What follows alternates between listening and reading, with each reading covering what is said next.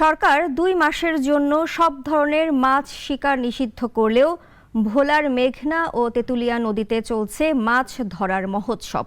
বেশিরভাগ জেলেই মানছেন না নিষেধাজ্ঞা। কারণ হিসেবে সরকারি বরাদ্দের চাল না পাওয়াকে দুষছেন জেলেরা। মলয়দের রিপোর্ট জানাচ্ছেন সিরাজুল মনির শুভ।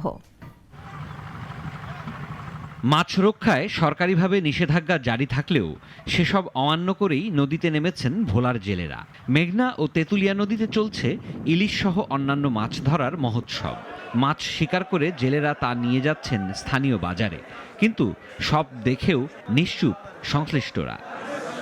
ভোলায় মাছ ধরার নিষেধাজ্ঞা মানছেন না বেশিরভাগ জেলে। অভিযোগ করেছেন সরকারি বরাদ্দের চাল না পাওয়ার। জাইলিয়া সমিতিতে চাল দিছে আগে জেলে কাড়ে, চালও দেয় না, আমরা চাল কিছু দেয় না, আমরা না খেয়ে মরতে আছি। এ দুই নদীর ১৯০ কিলোমিটার এলাকায় ২ মাস সব ধরনের মাছ শিকার ও বিপণন নিষিদ্ধ, কিন্তু ঘাট আর বাজারে প্রকাশ্যে চলছে ইলিশ বেচাকেনা। জেলেরা বলছেন পেটের দায় আর এনজিওর কিস্তি পরিশোধের রাস্তা একটাই, মাছ ধরা। চাল দেওয়ার কথা চালও দেয় না, কিস্তি মিস্তি কেমনে চালাম, এই কথা আমরা নদীতে যাই। আইনজওয়ালারা বাড়ির দরজা বেঁধে দেয়, তাই জন্য আমরা নদীতে যাইতে হয়।